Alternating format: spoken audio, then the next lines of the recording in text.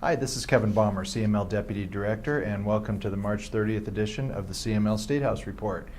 Big week in the House this week with the budget being considered and passed by the House, sending it on to the Senate.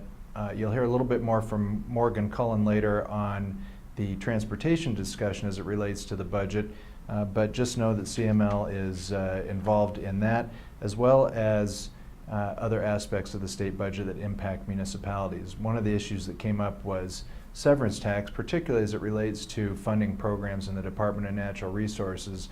But based on the recent revenue forecast, acknowledging that there will be a TABOR refund starting next year and an even larger one the following year, the budget discussion also, and the revenue forecast discussion also points out a piece of legislation that CML has initiated that is being carried by Representative Dan Thurlow in the House, Senator Don Corm in the Senate, House Bill 1201, which will get its first committee action on Monday, April 9th. That legislation would refer a question to the voters to debrief severance tax revenues when the state is projected to exceed its TABOR revenue limitation. This is an important issue because severance tax has been used to backfill the general fund both in good times and bad, and the League is looking to try to keep the state from using that as a piggy bank to backfill the state general fund. So stay tuned for that, but the budget discussion really teed that up. That's House Bill 1201 on Monday, April 9th. Marijuana bills, well, there's a lot of them this year, as there are every year, and a couple of them that we are working on very actively. I've talked previously about House Bill 1258. This is legislation that would allow accessory consumption establishments. These are establishments that with a local opt-in are tied directly to approved retail marijuana centers, all at local option, the ability to be more stringent. The proponents really worked hard at dealing with all the issues that were raised by CML and amended the bill such that the League is neutral on the legislation. That bill is sitting in the House Appropriations Committee right now, and we expect that will get moving shortly. Another bill that was just recently introduced is Senate Bill 211.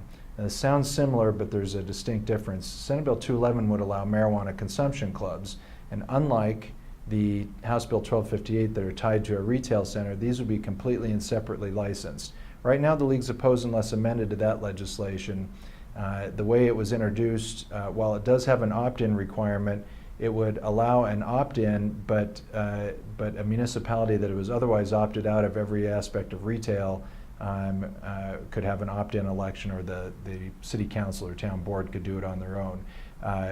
Like House Bill 1258, CML's position is that a municipality should first allow retail marijuana activities and then have the opt-in provision for, in this case, marijuana consumption clubs. We're also opposed to it because it exempts consumption clubs from the Colorado Clean Indoor Air Act, which the League has been fully supportive of, supported the inclusion of marijuana smoke in 2013 legislation, implementing Amendment 64, and has been in support of that ever since.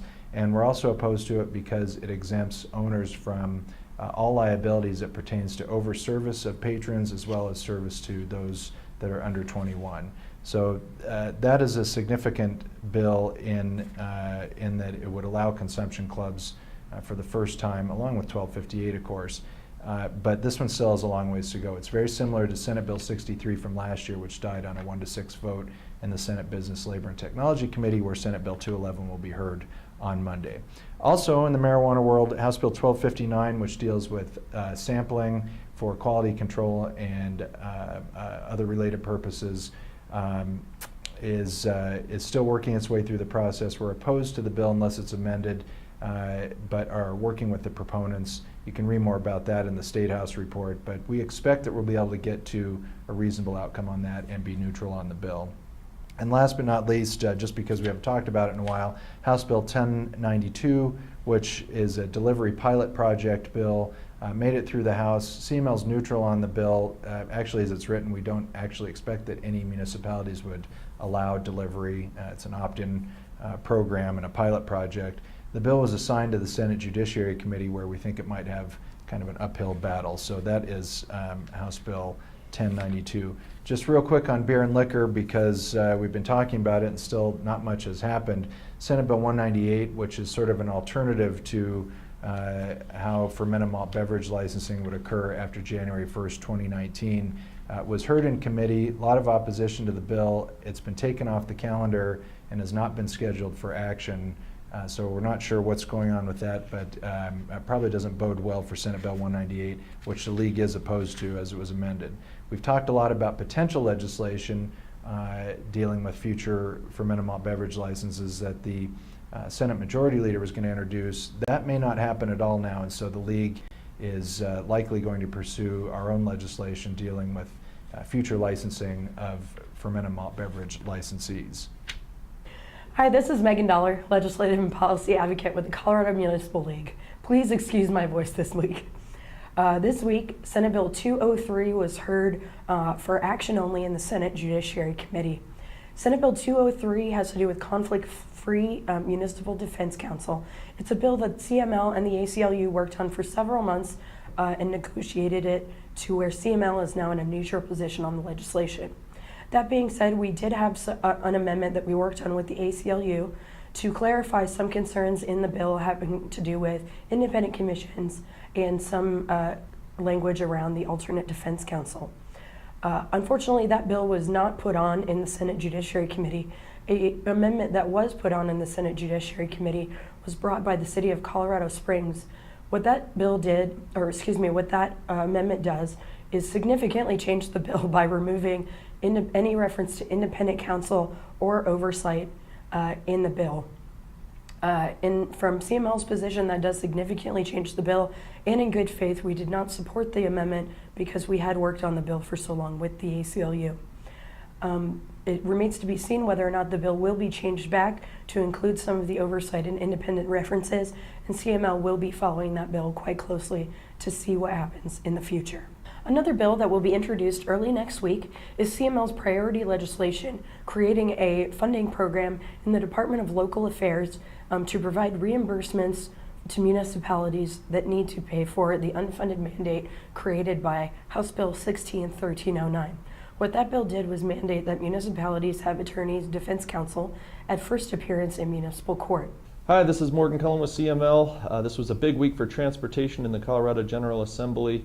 Senate Bill 1, which was the first bill introduced in the Colorado Senate this year in 2018, actually passed, and it passed unanimously, 35-0. Democrats and Republicans came together. The bill actually did change substantially from when it was first introduced, and it would essentially do several different things. The first, it would transfer $500 million in general fund money to the state highway fund to be used for state infrastructure. And then beginning in 2020, it would transfer an additional $250 per year from the general fund to the state highway fund for the exact same purpose. The bill also delays a referred measure for voters to consider $3.5 billion in bonds. That it would delay that to 2019 and then provide an opportunity this year in 2018 for voters to consider a citizen-led initiative. So that bill has gone forward. It's passed the Senate unanimously, and it's now headed over to the House.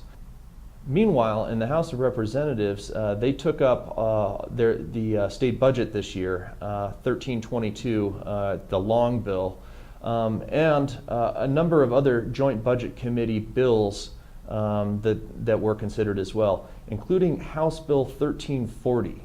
And this bill is worth paying attention to because there's a provision in there that has to do with transportation funding.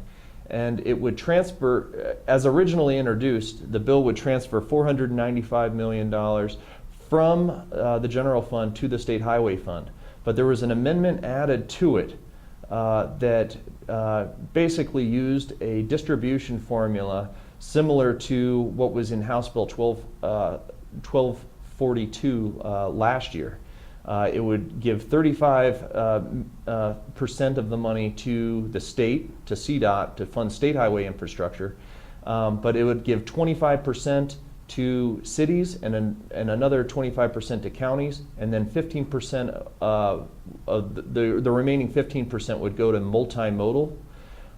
So if this provision were to pass, it could provide a real opportunity for local infrastructure funding and up to $124 million for cities and towns across the state. So the stipulation with this is that it only goes into effect if Senate Bill 1 fails. So the two pieces of legislation are connected right now. But we're going to be following this closely and working hard to try and make sure that municipal interests are represented in both bills. So in closing, the legislature's off today for Good Friday. They'll be back at it on Monday, April 2nd, as will we. We hope you have a great holiday weekend as well, whatever you're celebrating.